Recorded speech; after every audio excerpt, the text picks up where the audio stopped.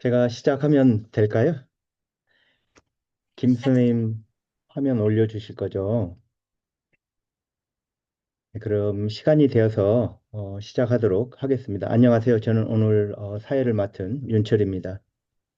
어, 세이글, Sex and Gender Equity Research 지침에 대해서 아주 간략하게만 말씀을 드리면 2015년에 유럽 과학 학술지 편집인 협의회, EASY죠. European Association of Science Editor 전문가들이 협력을 해가지고 연구 설계, 데이터 분석, 결과, 그리고 결과에 대한 해석을 하는 데 있어서 성별과 젠더를 어떻게 보고를 하는 게 좋을지, 어떻게 우리가 이걸 운영을 하는 게 좋을지에 대해서 포괄적으로 그 절차에 대한 지침을 내고, 그리고 체크리스트도 개발을 했었습니다. 그 이후로 이제 개정 작업을 해오고 있는데, 어, 오늘 발표를 해주시는 김수 교수님께서 가장 활발하게 번안 작업을 해주셨고 또 감수 작업도 참여를 하셨기 때문에 오늘 내용을 잘 정리해 주실 것으로 생각을 합니다.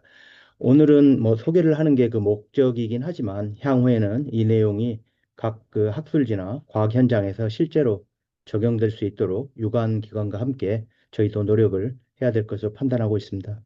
김수 교수님은 연세대학교에 근무하시고요. 저희 과편협에서는 기획운영위원장을 맡고 계십니다. 김수 교수님 부탁드립니다. 네, 회장님 소개 감사합니다.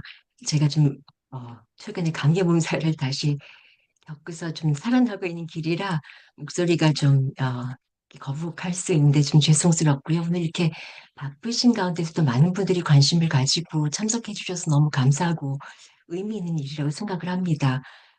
앞서 회장님께서 말씀하셨지만 이제 이 자리에는 사실 학술 편집을 위한 후보 규정이라던가 편집인들 운영 관리에 대해서 관심을 갖는 분도 많이 오셨고요. 그 밖에 또 대학원생들도 더러 등록하신 것으로 알고 있고 출판사에서도 관심을 가지고 후원해 주셔서 의미 있는 시간이라고 생각합니다.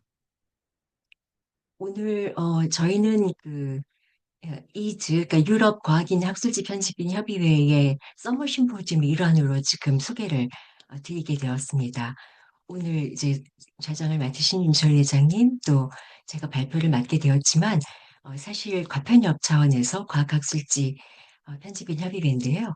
과편협에서 이즈 코리아의 지부 역할을 담당하면서 국제적 파트너십을 구축해 온 지가 수년째이고, 저희가 공식적으로 파트너로 활동하기 시작한 것은 2022년쯤 된 것 같습니다. 지금 보신 것처럼 위원장님은 박재근 교수님, 부위원장님은 박준범 교수님이 계십니다. 오늘 이제 주제고 또 웨비나다 보니 나름대로 학습 목표를 한번 야심차게 잡아봤습니다. 이 웨비나를 통해서 참석자들께서 들으시고 가장 기본적인 개념으로 섹스 젠더 베이스드 어널리시스를 설명하실 수 있으면 좋겠다라는 것과 또 통합을 위한 세이저의 지침뿐 아니라 그 권고의 지침의 내용들을 그 두 가지 이상 나열하실 수가 있고 특히 우리나라 맥락에서는 어떤 고려사항들이 있는지를 아마 설명해 보실 수 있다는 것 그리고 마지막으로는 10주년을 맞아서 개인 단위 또는 학술지 차원에서 적용하실 수 있는 부분을 두 가지 이상 가져가시면 좋겠다는 바람으로 준비했습니다. 네, 목차입니다. 먼저 보도자료 소개하고 SGBA 간단하게 다루고요. 본격적으로 이제 오늘의 내용인 세이저 체크리스트를 소개를 드리고 국내 R&D 맥락과 또 구배에 대한 고려사항을 말씀드리고 마지막으로 이제 나아갈 시점을 같이 보고자 합니다. 음, 세이저 지침 보도자료는 이제 올해 5월에 나왔는데요. 이제 벌써 10주년이 됐습니다. 2016년에 공식적으로 발표가 된 이후에 이제 10년째를 맞이하고 있는데 여기 이제 보시면 전 세계 연구의 형평성 증진을 가속해 왔다. 이제 이렇게 어, 뭐라 그러죠? 이거를 명시하면서 기치로 걸고 있는데요. 이게 과연 무엇을 경축하는 시점일까요, 올해가? 여기에 이제 보시면 젠더 관련한 그 근거, 에비던스의 격차를 줄이고, 어, 엄밀성, 재현성, 그리고 투명성을 강화한다. 이렇게 되어 있습니다. 여기에는 많은 학술지들이 같이 참여를 하고 있는데요. 또 오늘 우리가 한국어로 된 버전 소개드리겠지만 그 외에도 중국어, 베트남어, 터키어, 포르투갈어, 스페인어, 독일어, 이탈리아로 이미 번역이 되었고, 또 기타 언어에서도 추가 작업을 하고 있는 중입니다. 일단 제가 봤을 때는 이게 소개가 된 지 10년이나 되었고, 국내에서는 과편협에서 2019년에 번안을 제대로 하고, 이제 이주와 함께 공개한 이후에 벌써 수년이 지났기 때문에 많은 분들이 어떻게 보면 세이저 가이드라인이 그렇게 낯설지는 않으실 수도 있어요. 그래서 오늘의 이 호소는 어떻게 보면 정말 이게 우리한테 필요한 건가? 이게 그냥 무슨 이퀘이터 가이드라인처럼 하나의 국제적인 표준이자 어떤 제시되는 권고사항 정도로 우리가 그렇게 다루어도 괜찮겠는가 하는 겁니다. 그래서 선생님들께서 한번 생각하실 때 우리 연구에서, 우리가 흔히 마주하는 연구에서 정말 젠더 형평성이 실제로 얼마나 중요할까요? 또 얼마나 와닿으신가요? 여기 이제 보이시는 부분들은 사실은 좀 건강 관련한 이슈들이 주를 이루고 있지만 이 외에도 사실 많은 것들이 사회과학 현상으로서 또 사람과 사람의 어떤 관계성이나 상호작용하는 것에 대한 많은 패턴, 예측 또는 해석을 다루는 연구 차원에서는 사회과학에서 굉장히 다양한 도전을 주는 주제라고 생각을 합니다. 일단 여기 예를 들어서 이제 보이는 이런 말풍선들을 보실 때 아, 요 특정 질환은 성별 모두 다 골고루 연구가 되어 있어. 라고 느껴지시는 부분이 있으신가요? 아니면, 아, 저거는, 예를 들면 심혈관 질환. 이거는 주로 남성한테 연구 많이 되지 않았나? 남성의 질환 아니었어? 하는 부분들이라던가, 또 암생존자 삶의 질. 이건 당연히 모두 다 중요한 거지. 암을 한번 진단받고 경험한 사람들한테는 삶의 질이 결국 최종의 지표이지. 사망률, 재발률이 아니라 먼저 이렇게 생각하실 수가 있는데 지금 제가 먼저 빗근친 이 두 가지는 안타깝게도 주로 여성들에게 좀 편향된 연구들이 보입니다. 아, 그렇게 말씀드리면 헷갈리겠네요. 골다공증 연구, 우울증 연구, 암생존자 삶의 질 연구가 편향된 연구로 여성들에게 많이 이루어졌던 부분이고요. 네. 그러니까 이제 이런 연구들은 주로 여성들만 대상으로 연구가 이루어졌었기 때문에 어, 그 이후에는 이런 것들이 남성들에게 필요한 연구가 있어도 여성들에 대한 연구를 그 기준 잣대로 갖다 댈 수밖에 없었습니다. 남성의 우울증이 어떻게 생겼는지 저희는 아직도 과학적으로 모릅니다. 남성들에서 발생하는 골감소증, 골다공증 연구는 최근에 우주 비행사들의 무중력 상태가 오래 지속되다 보니 여성들에 대한 연구 결과를 급히 활용하기 시작했고 최근에야 남성 대상으로 연구되기 시작했습니다. 반면에 심혈관 연구라든지 젠더 폭력 연구 같은 것들은 남성을 주 대상으로 연구가 되었기 때문에 여성들에게는 적용하기가 어려운 영역이 되기도 했지만 남성들은 오히려 젠더 폭력의 피해자 입장에서 어떤 것들을 당했을 때 이런 부분들에 대한 연구들이 부실할 수밖에 없는 거죠. 그래서 좀 한번 생각을 해보신다면 우리 주변의 사회 현상 또는 건강 관련한 연구 중에서 정말 양쪽 성별을 충분히 연구를 했을 뿐 아니라 젠더 역할, 사회적인 젠더 역할에 대한 것까지 충분히 반영하고 해석하면서 그 결과를 우리가 골고루게 어떻게 보면 정말 엄중하게 프리시전 메디슨, 어, 정밀의료 단위로 적용할 수 있는가 의문이 많이 드는 것이 사실입니다. 그래서 여전히 우리한테는 물음표가 많이 남고 있는 것이 현실인 것 같습니다. 이런 차원에서 보시면 DEI, 다양성, 형평성, 포용성, 하나 더 나가자면 DEIA인데요. 접근성, accessibility까지 장애 여부에 따른 부분들을 어, 그 학술적인 편집 또 교신 그러니까 출판 문화에 대해서 연구 제시하시는 CD4 디스크에서 말하는 이런 개념들에 있어서는 이 세이저는 가장 기본적인 어떤 벽돌이 될 수밖에 없습니다.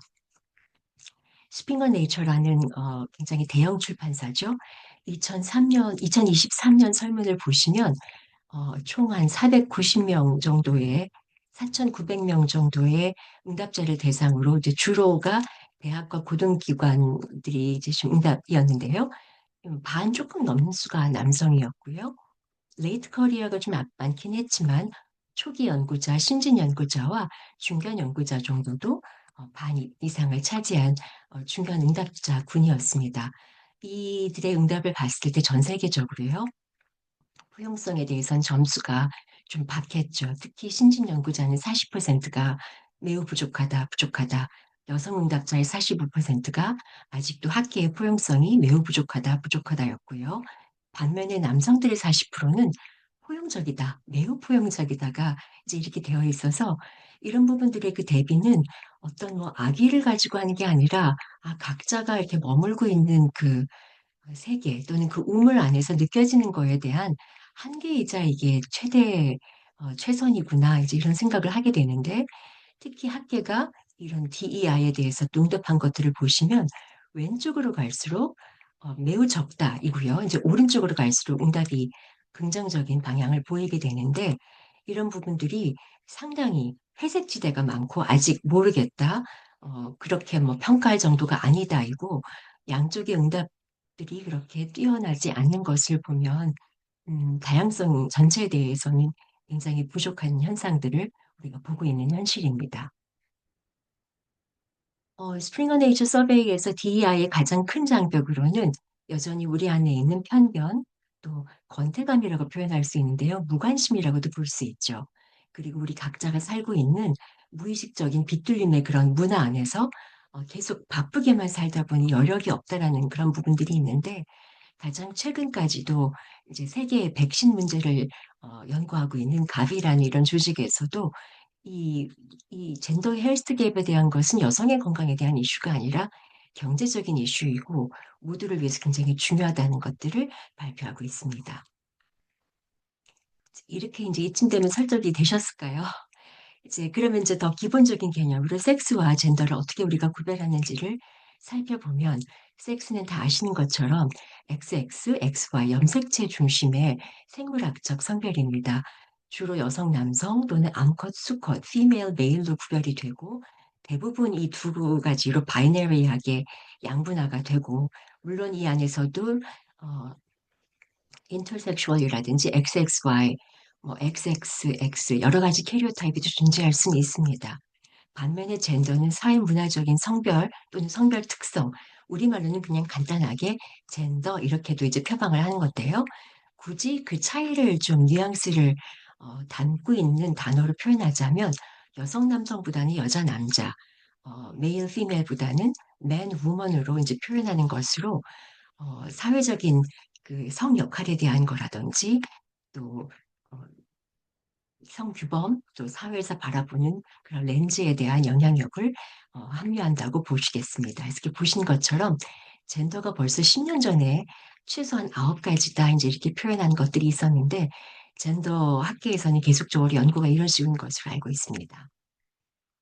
그래서 우리가 이 두 가지 용어를 다양하게 써야 될 텐데요. 그 유럽 편집인 학술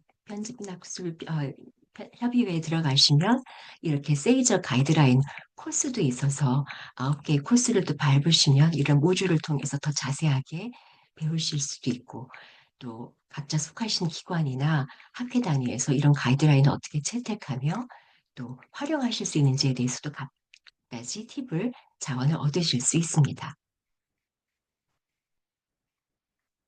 심지어 섹스 앤 젠더 스피시픽 메디슨이라고 이제 이 주제를 어, 전담해서 다루고 있는 이태리 학술지도 있고요. Q3 수준입니다. 또 어, 올해 초 우리나라에서 대한성차의학과학회에서 만든 섹스 앤 젠더 베이스드 바이오메디슨이라는 또 영문 학술지도 이렇게 두 가지가 최소한 있습니다. 결국에는 DI 민감성을 키우는 것들이 이제 이런 연구들이 이루어질 뿐 아니라 투구되는 연구 규정들을 이런 방향으로 그 메시지를 잘 담아서 전달을 하고 전달이 되어야 각종 정책이나 실무 현장에 활용이 될 텐데 그렇게 하기 위한 기술 방식을 명확히 하기 위해서 기본 벽돌이 되는 것이 지금부터 말씀드릴 세이저 가이드라인입니다. 이제 간단히 말씀드리면 여기 투구 규정 예시가 있는데요. 섹스와 젠더를 연구 그 대상자, 참여자에 대해 또는 연구의 대상이 된 동물이나 셀에 대해서 밝혀라. 가능하면 두 가지를 다 포함을 하라는 것이고요. 또 그 다음에 섹스와 젠더를 연구의 대상이 된 동물이나 셀에 대해서 밝혀라. 가능하면 두 가지를 다 포함을 하라는 것이고요. 또 그 다음에 섹스와 젠더를 연구의 대상이 된 동물이나 셀에 대해서 밝혀라. 가능하면 두 가지를 다 단 하나의 성별에 밖에 집중할 수가 없다면, 예를 들면 아주 명확한 것들, 여성은 전립선이 없고 남성은 난소가 없기 때문에 특정한 질환군이나 이런 것들이 아닌 바에는 모두 다 명시하도록 하는 것들이 이렇게 빗금쳐 있는 붉은색으로 위줄쳐진 부분의 세이저 가이드라인을 채택한 투고 규정 예시가 되겠습니다. 세이저 지침은 2016년에 제정이 되었고요.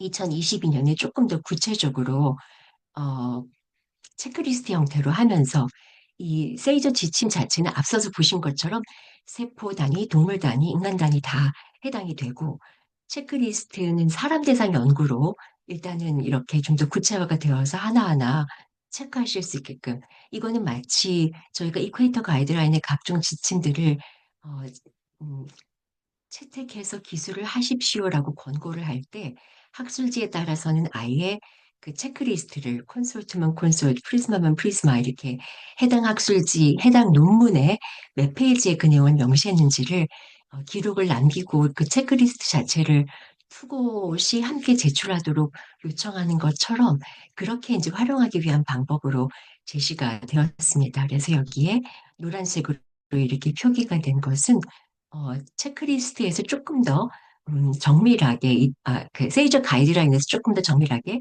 체크리스트에 반영이 된 내용입니다. 그래서 이렇게 쭉 각종 항목들을 이제 보실 수가 있고요. 특히 연구 방법도 그렇지만 연구 결과에 이렇게 세분화된 내용들이 많이 있는 것들을 보실 수가 있고, 그래서 연구의 그 제목부터 논의까지, 초록부터 논의까지의 모든 그 방법론 소제목에 따라서 이런 내용들을 저자들이 성별 또 젠더에 따라 명시하고 있는지를 보여주게끔 하는 항목들이라고 보시면 됩니다. 이 체크리스트도 우리나라에서 번안이 되어서 가편협 사이트에 제시가 돼 있기 때문에 조금 이따 아마 채팅창으로 공유가 될 텐데요. 소속하신 그 학술지에서 그 투고 음, 지침에 같이 또 명시해 주시고 활용해 주시면 편집인으로서도 활용도 하시고 점검도 하시고 이 부분이 이렇게 중요하다는 것을 저자들이 스스로 알고 미리 투고 때 기술을 충분히 할 수 있도록 하는 것이 가장 좋습니다. 음, 편집인으로서 경험이 있으신 분들은 이미 아시겠지만 이렇게 세이저 지침뿐 아니라 또 이런 체크리스트뿐 아니라 이게 이제 투고 규정에 이런 것들을 우리는 따릅니다. 준수합니다. 그리고 본문에 논문 본문에도 주로는 연구 설계에 바로 이어서 한 경우들이 많은데요. 이 논문의 이 보고 방식은 뚜루루루, 뭐 콘솔트 또는 프리즈마 이런 스트로브 이런 그 보고 지침을 준수해서 기술하였다라고 쓰게끔 하는 것뿐 아니라 체크리스트를 실제로 제출하게 하시는 것이 처음부터 제대로 온전한 형태로 논문이 투고가 되고 편집인들의 어떤 검토의 수고도 좀 덜 수가 있고 훨씬 더 윈윈 하는 상황이 되는 것 같습니다.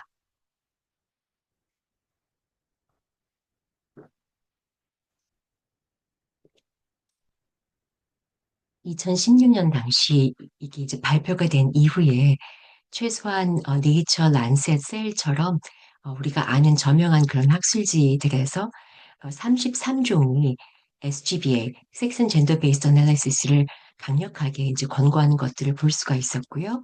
또 우리나라에 상당히 많은 학술지들도 따르고 있는 국제의편협, 그러니까 International Committee on Medical Journal 에디터, 우리나라 의편협에서도 여기 소속 학술 단체로서 여기에 그 권고 지침들을 적극적으로 따르고 있는데요.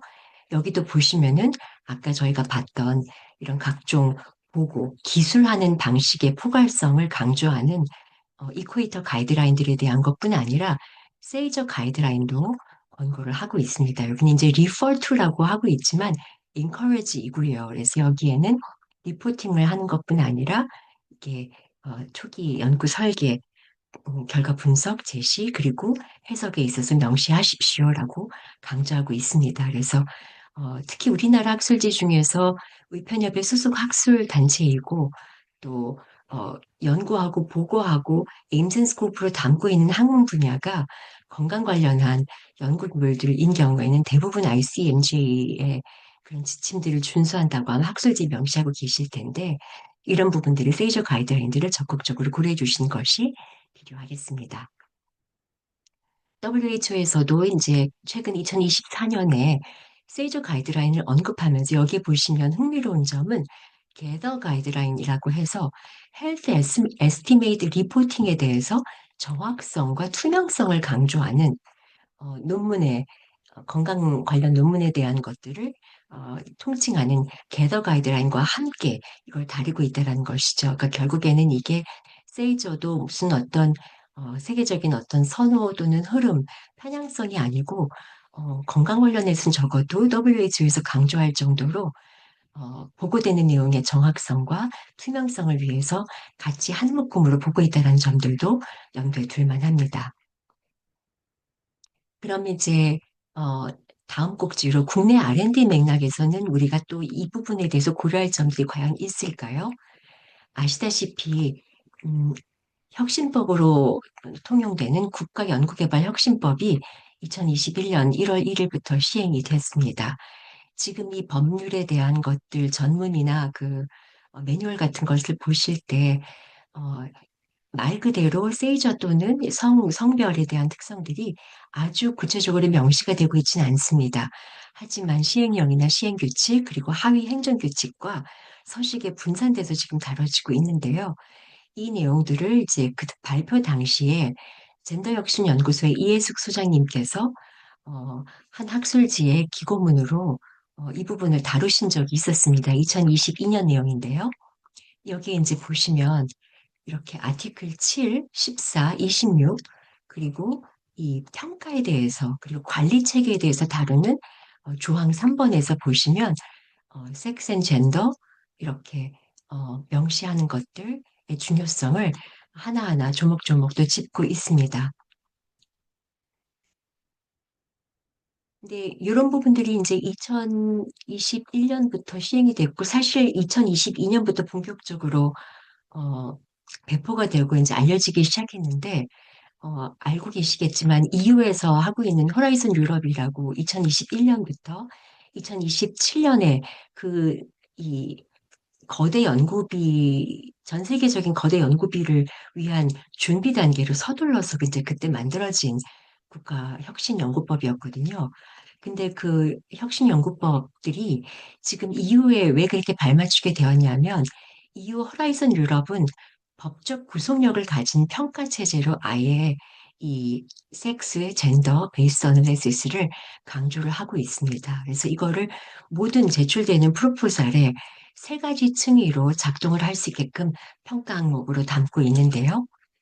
하나가 자격 기준으로서 젠더 이퀄리티에 들어가야 되고, 두 번째는 연구의 수월성 차원에서 평가가 되는 연구 내용의 젠더 다이멘션으로 통합이 돼야 되는 것이고요. 요거는 그 이전 단계, 2020년까지 진행되었던 거대 연구 기금인 호라이즌 2020에서는 권고 수준에서 됐던 것을 이제 호라이즌 유럽에서는 필수 사항으로 이제 맨데이트를 했습니다. 그리고 마지막 세 번째 층위가 젠더 밸런스 층위인데 어, 비슷한 동점 수준의 그런 평가를 받는 연구 프로포설이 있는 경우 섹스 앤 젠더 베이스드 어널리시스를 담고 있는 연구 계획서를 채택하겠다라고 한 것입니다. 이 호라이즌 유럽은 물론 EU 소속 국가가 PI가 되어서 여러 개의 세부 과제를 운영하게 되는 연구 과제로 가는데 우리나라는 EU가 아니지만 여기에 그 준하는 준국가 수준으로 파트너로 참여할 수가 있게 되었습니다. 그게 이제 처음이고요. 그래서 계속적으로 프로포설들을 내기 위해서 대학 단위로 아마 내부적으로도 경쟁 입찰과 평가 체제를 거치고 있는 중일 겁니다. 그래서 이거는 뭐꼭 건강 관리가 아니라 모든 영역에 다 지금 퍼져 있고 오픈되어 있는 것으로 알고 있기 때문에 이런 국제적인 추세들을 이제 감안을 할 때도 앞으로 우리나라에서 이런 섹스 앤 젠더 베이스드 어널리시스 그리고 세이저 지침을 강화하고 활용하는 것들의 중요성은 더욱더 강조가 될 것으로 예상이 됩니다. 그럼 저희가 이제 지금까지 세이저 내용이 무엇이고 섹스면 섹스, 젠더면 젠더를 어떻게 명시할 것인가. 그 부분을 이제 잘 담자라고 이제 얘기를 했는데요. 그래서 그 부분을 이제 경축하기 위한 시점을 올해가 이제 10년째 되었지만 어디까지 왔고 또 어떤 흐름들이 그 사이에 또 이 부분들을 더 강조하며 띄우는 그런 조항이 될지를 살펴봤습니다. 앞으로 그럼 개인 연구자로서 또 학술지를 위한 메시지는 무엇으로 가져가야 될지 일단 그 보도 자료에서 지금 강조하고 있는 것은 세이저 지침을 채택해 달라는 것입니다. 그리고 실행 조치를 시행해 달라는 것입니다. 사설이나 기고문을 각 학술지에서 한번 이제 다루어 주시고 이 부분을 발표해 주시고 또 공유해 주시면 굉장히 강력할 것이고요. 개인 소셜미디어 유저로서도 해시태그 세이저 가이드라인, 해시태그 세이저 10 이렇게 이용해서 하신다면 또 여기에 대해서 각 학술단체나 또는 학회나 부서 단위에서 하고 있는 어떤 움직임들, 이니셔티브들이 있다면 거기에 같이 공유해 주시는 부분도 굉장히 중요할 것이고요. 그런데 이게 그 세이저 지침을 채택하지 않은 것들이 이제 조금 더 구체적으로 먼저 얘기를 해보고 다시 이제 얘기를 해보고 싶은데 섹스 앤 젠더를 다뤄주세요 하는 것들이 단지 뭐 생리학 연구 설계하실 때 젠더 변수를 고려해달라 이렇게 모호한 그런 지침이 나갈 게 아니고요. 이제 그런 부분에 대해서 조금 더 자세하게 한번 살펴보겠습니다. 이 사설은 Gender Equity in Medical Journals in Korea라고 이제 허선 교수님께서 또 과편협 역대 회장이기도 하셨고 세이저에 대한 그런 기본 발판들을 일찍이 담론을 형성해 주셨던 분이셨는데요. 의편협인 경우 물론 여기는 의학학술지 편집인 협의이긴 합니다. 거기에 해당되는 회원학술지 중에서 SCI 등재지 55종을 검토했더니 한 종 빼놓고는 54종에서 세이저 지침에 대한 것을 투고 규정에 가지고 있었습니다. 그런데 그 54종 중에 불과 38편의 논문만 이렇게 세이저에 반영되는 것들을 어딘가에 명시를 하고 있었다는 것이고 그 부분이 구분 그리고 해석에는 겨우 29% 11편만 해석을 하고 있다는 것을 제시하고 있습니다. 인터프리테이션까지 좀 풍부하게 풀어낸 것은 18편밖에 안 됐고요.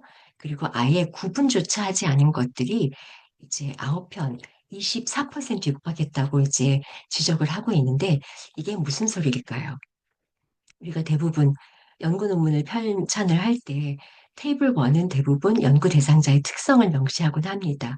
특히 인간 대상 연구인 경우엔 테이블 1은 제너럴 캐릭터리스틱 그래서 섹스로 또는 젠더로 밀, 피메일, 맨, 우먼을 명시하게 돼 있는데 그조차도 4분의 1의 논문들이 SCI급에서 아예 백그라운드에서 구별이 이제 돼 있지 않았고 그 연구의 백그라운드나 왜 이렇게 분석하는 것이 필요한지에 대해서 그리고 음, 그렇기 때문에 이 논문은 남성, 여성 또는 남자, 여자의 그런 특성에 대한 영향력을 비교하여 분석하겠다라고 다루지 않았다는 것이 4분의 1의 건이었고요. 그리고 18건만이 실제 연구의 결과의 해석에 대해서도 이걸 또 좀 더 풍부하게 풀어냈다는 것을 보면 아직도 우리가 갈 길이 멀다는 것을 볼 수가 있습니다. 이 에디토리얼은 이제 2024년에 김나영 교수님 아까 말씀드린 그 대한 성차의과학회 회장님이신데요. 그 World Journal of Men's Health라고 이제 비뇨의학계 계열의 국제학술지인데 섹스 앤 젠더 스페시픽한 그런 어널리시스가 어디에 도움이 되는지를 다룬 그렇게 쓴 학술 그 편집 에디토리얼에서 이제 보시면은 투고 규정에 반영한 것뿐 아니라 여기 보시면 에임스 앤 스콥에 반영한 국내 학술지가 둘이 있어서 반갑다 이런 얘기들이 나오고 있는데 그 중에 하나를 가져와 봤습니다. EMJ 학술지인데 여기 에임스 앤 스콥에 보시면 젠더 에퀴티 앤 다이버시티를 에임스 앤 스콥에 이제 명시하고 있는 것까지도 이제 볼 수가 있죠. 근데 우리 모든 학술지에서 이렇게까지 않더라도 수거 규정에 이제 반영을 해주셔야 됩니다. 그런데 여기 반영하는 그 정도가 반영뿐 아니라 이제 실제 연구 결과를 아까 말씀드린 테이블 1에서 명시하고 또 제대로 결과를 제시하고 있는지를 이제 볼 때 전체 논문의 톤은 말 그대로 그냥 성별에 대한 그런 특성이 강하게 영향력을 행사하는 거라면 테이블 1에서도 섹스, 메일, 피메일로 가는 것이 바람직할 것이고요.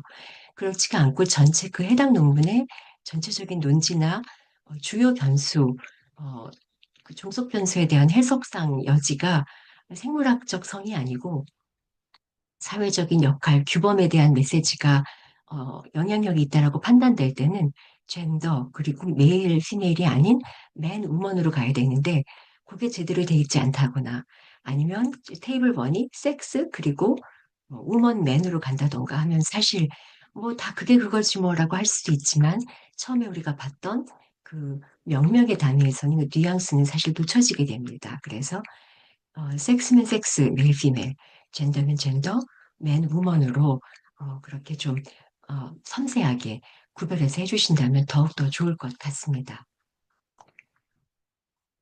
네, 다시 한번 투거 규정의 반영 예시를 다시 보여드리고 있는 싶은데요.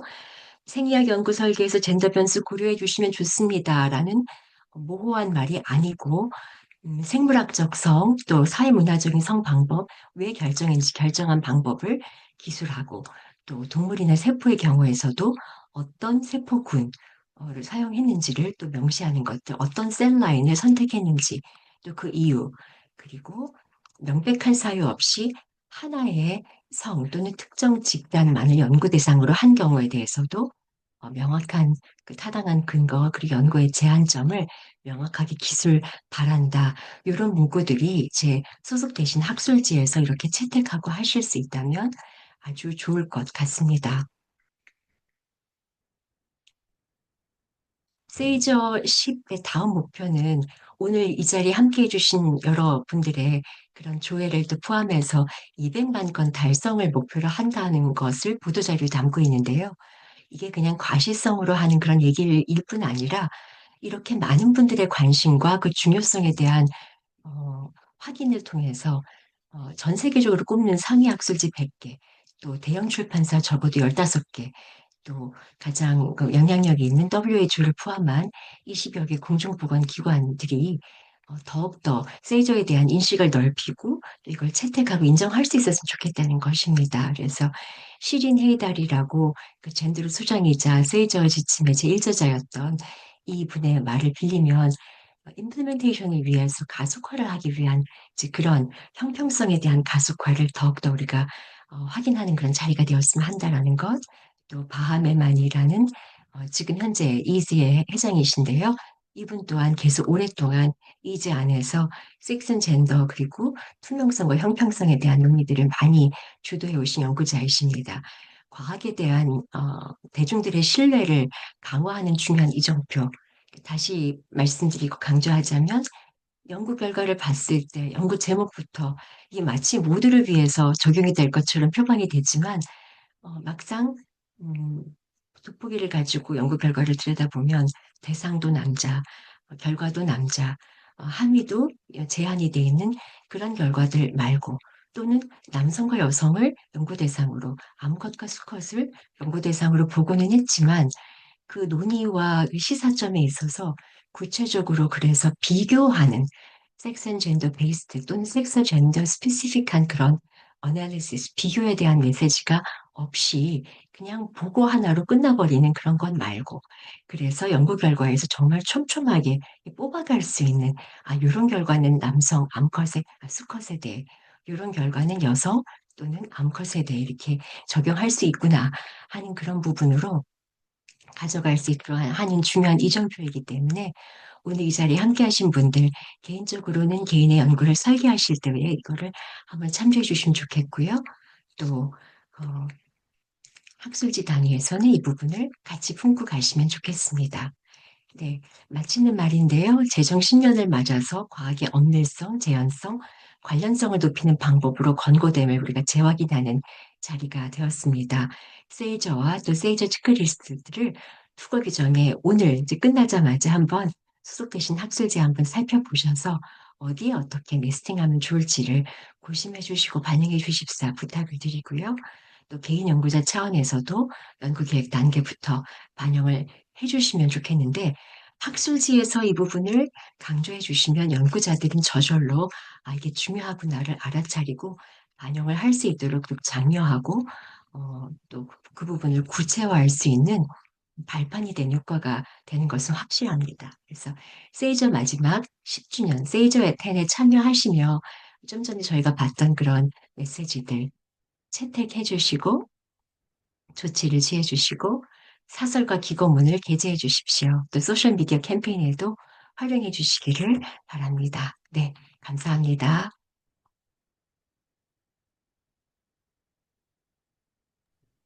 네. 발표 감사드립니다. 컨디션이 좋지 않으셨던 것 같은데 제가 인지를 못해가지고 부탁드려서 너무 죄송스럽고요. 아닙니다. 어, 그 강의 잘 들었습니다. 도움이 되는 강의였고, 채창에는 질문이 올라온 건 없는데 제가 개인적으로 궁금한 거 질문 드려도 될까요?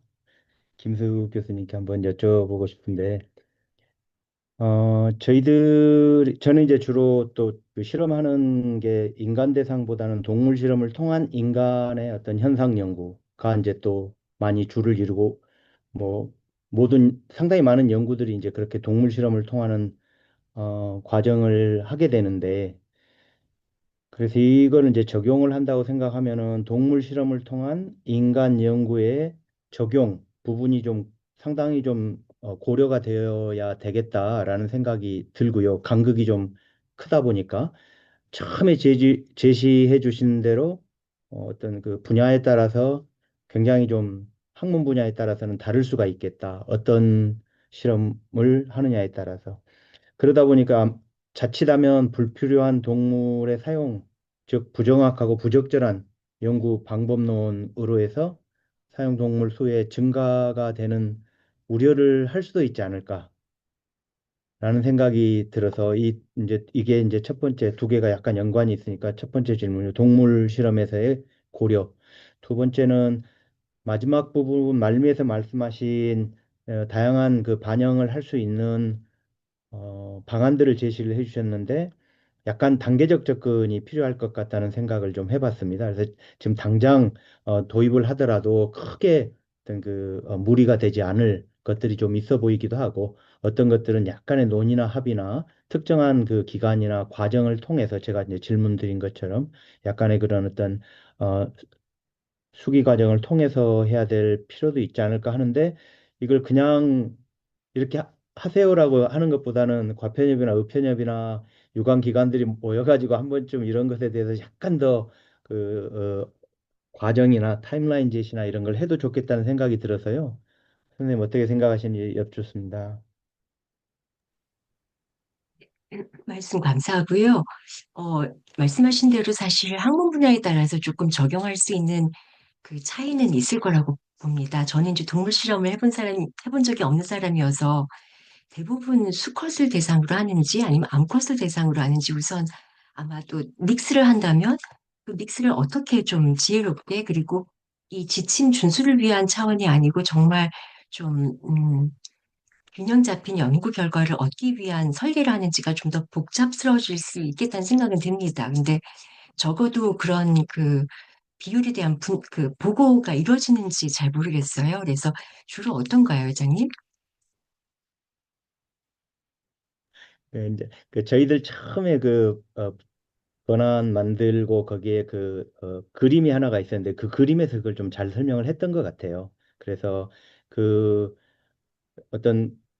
어떤 실험을 하고 어떻게 하고 그다음에 그걸 스스로 이제 물어가면서 방향을 결정하는 그런 표가 있었던 것 같은데 아마 그 그림을 나중에 한번 다시 들여다보고 저는 이제 개인적으로는 만약 이걸 진짜 처음에 말씀드렸듯이 좀 더 확산이 되고 자리를 잡기 위해서는 우리가 홍보를 하고 이걸 알림을 준다기보다는 현장에서 정착될 수 있는 방안을 찾아야 되기 때문에 또 이제 아마 우리 김 선생님하고 저하고는 이즈하고 같이 이야기를 해가지고 막 그런 방안들에 대해서 좀 약간 더 구체적인 이거는 이제 연구 현장에서 일하시는 분들의 의견도 되게 중요할 것 같고 그다음에 전임상하고 임상을 다루시는 분들의 의견들이 이런 젠더 이슈에 대해서 어느 정도의 필요성이 있는지 그리고 확연하게 차이가 나는 것들은 이미 알려져 있는 것들도 있기 때문에 이런 것들을 중심으로 좀 고민을 해보면 좋을 것 같습니다.